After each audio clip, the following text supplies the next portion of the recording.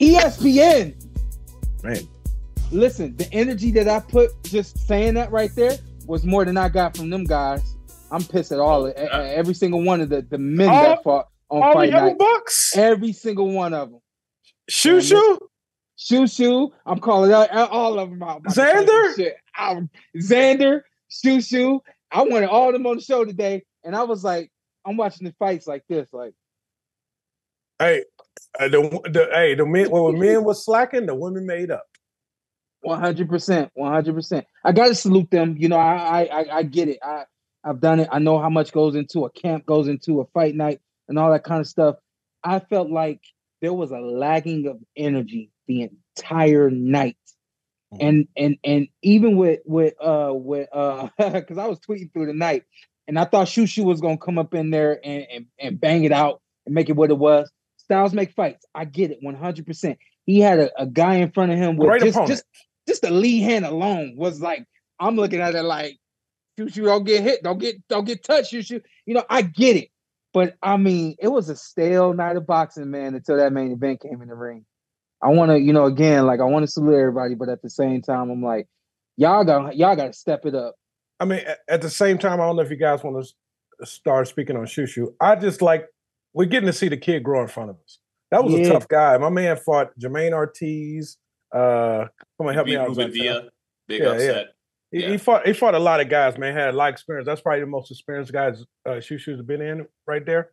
And it's one of those moments. It's like your Garcia moment, Sean. Or what was the guy name? The Julio guy. Oh yeah, I feel like Diaz. Yeah. Yeah, I feel like it was that moment in Shu Shu's career where he needed the belts kill me. The belts kill me.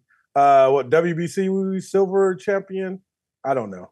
He's in the top 2 to 3 with both the WBA and the WBO. Okay. He's in the top he right there. 7 or so with the WBC. So he's closing in on a title shot for sure. Yeah. So he had a great performance, got the win. The guy pushed him to the limit. We never seen Shu Shu being pushed like that. Well, he's going to learn a lot from that fight. He's going to grow from that fight. The two commentators, Tim and Bernardo, yes, sir. They mentioned something about Shu Shu, and as soon as they said it, I was like, you hit something there. They talked about Shu Shu not using his jab. They talked about him kind of like walking guys down, and how, this is the interesting thing, and pay attention, people, because he hasn't been using the jab, now where he has to go to it, it don't got that same kind of sizzle on it that it would have. You look at him when he first came out of the Olympic program, turned pro, very fast, very electric, and then he started to evolve his style to be, he has a fun style, and it's great because he's able to mix the speed, the power, the quickness, the intellect, the intuition, the instinct. He's able to mix it all. He's a complete fighter, but we could see that he didn't have that piston jab. I like the way the old school used to say. He don't got that piston jab the way we used to see it. And I'm inclined to believe it's because he doesn't use it enough. Well, yeah, you took some of that from me, Sean. Like that's what I was gonna like. My takeaways from the fight. First of all, I think he had a really tough weight cut. Like just looking at him all week long, he looked very drawn on fight week. Like getting down to 26. He's a big featherweight, physically big featherweight. Not the tallest guy in the weight class like Espinoza, but he's got more muscle on him than an Espinoza. So he's a big featherweight. He's starting to begin to grow out of the division. And I think now that he knows how tough this weight cut's going to be at 27 years old versus 25 or 26, he can do the proper things going forward to make sure that weight cut comes off better. That's just me kind of speculating, looking at him throughout the week. He looked a little thin in the face and everything. Okay. And to your point, Sean, about the jab not being there, I think if the fans go back and even watch when we had Shu Shu on the show after Tank, we touched on it. I just see Bruce kind of falling in love with one particular part of his skill set a lot the last couple fights, and that's pull counters. And he wanted to do his pull counters. That's how he's been getting knockouts. He wanted to shoot in between Segawa's punches. And Segawa got long arms. He's a little awkward, crafty veteran. And then down the stretch of the fight, he kind of quit while he was ahead. Those last 2 rounds or so, he didn't really try to win those rounds anymore. It was almost like Segawa was like, I've done pretty good up until this point.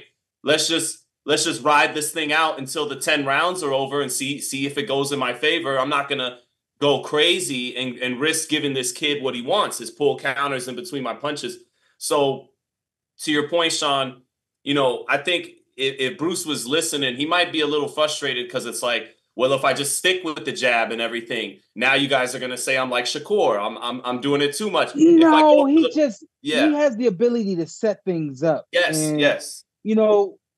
From my experience, I believe that setting things up, there's for me, is the 3 major keys to setting up a hook, a right hand, a combination, even a counter punch, a body shot.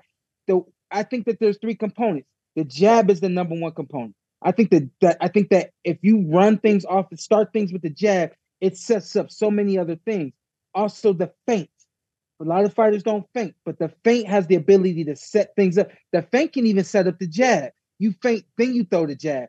You get people reacting off the first punch, and then they get caught with the second. I mean, the feint and then the feet. You know what I mean? And so I see him. He plods a little bit more. He's very shifty, can be shifty, and he can get himself to the marks. But I feel like he's like limiting himself.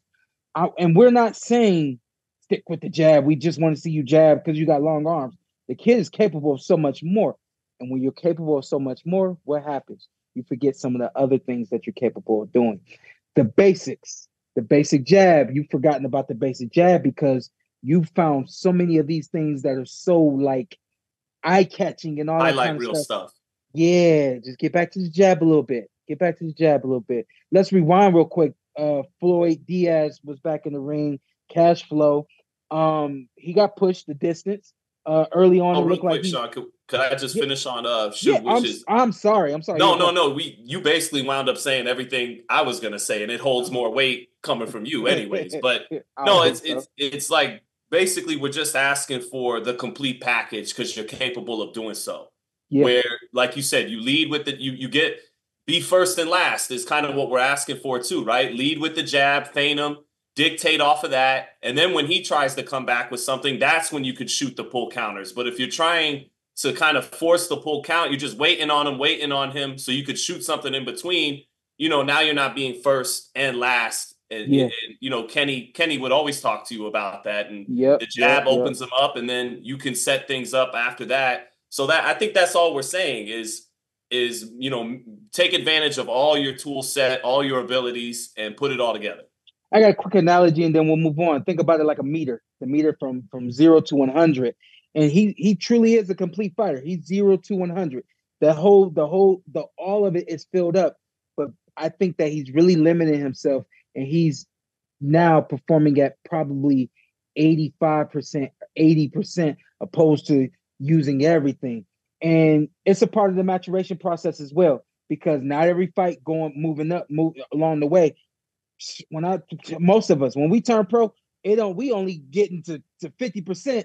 We getting to 30%, and the guy is on the canvas, and we walking out of the ring. We don't use it all, right? So along the way, because we getting to 30%, we getting to 30, and it's getting the job done. A lot of times we're not using the whole meter because this is what's been getting the job done. So again, that's a part of the maturation process too. He'll get through this one, has gotten through this one, and he'll realize, well, I'm not performing at 100%. And hopefully, maybe even seeing this analogy, you've been performing at 50%, you've been performing at 60% because it's been getting the job done. You haven't been in the ring with anybody that's forced you to use all of it. This guy forced you to use all of it, and now we see that one thing that was missing was that jab, the consistency with the feints, you know what I mean? And we even saw him, the foot feints as well, but we would see that at the end of the round, you know what I mean? So put it all together, Shu Shu, and keep it pushing, big dog. Got three fights for you. Okay. Zittel, let me know which one you like. Hey, Zittel, let me know which one you like. What about me? Ray Vargas, Raven Ford, No. Robesi Ramirez. Yes. Which one? Ooh. That's one y'all like? Robesi. Oh, those are all good fights. Sean, why no, Sean? Why no on the first two, on Ford and Vargas? You said Rafael Espinoza, right? No, I did not say Rafael Espinoza. I said Ray Vargas. The two fights I like for him. Ray Vargas. Excuse me, my bad. You did say Ray. Oh, I'm not mad at Ray. I think Shu Shu may be one fight away from a Ray Vargas fight. Give me Nick Ball or Espinoza. Okay. You like Espinoza? I do. I like that fight. I think both of them guys got maybe one or two more fights before they have like the popularity, I guess, for the sake of work. I think both of them are a fight or two away from fighting one another before it makes sense for us to say, yo, this is A+ against A+, and everybody coming to show up for this fight. You know what I mean? Right. Neither one of them are on their own main events, and that's a main event fight. That's what I'm be honest. I like Ray Vargas. I like that fight. Yeah. That guy's gonna push you. Yeah, you're gonna get pushed. What you like, Ray Vargas? He's kind of just around right now at featherweight. I think he should have lost his belt to Nick Ball probably in that last fight. That was a draw where he got dropped, but. No, I mean, shout out to Ray Vargas, man. I'd rather see him fight Espinoza or Nick Ball in 2020. Okay. You said just really get to the top 5. You want top 5. Yeah. Let Brandon Figueroa fight Ray Vargas on a PBC. Damn.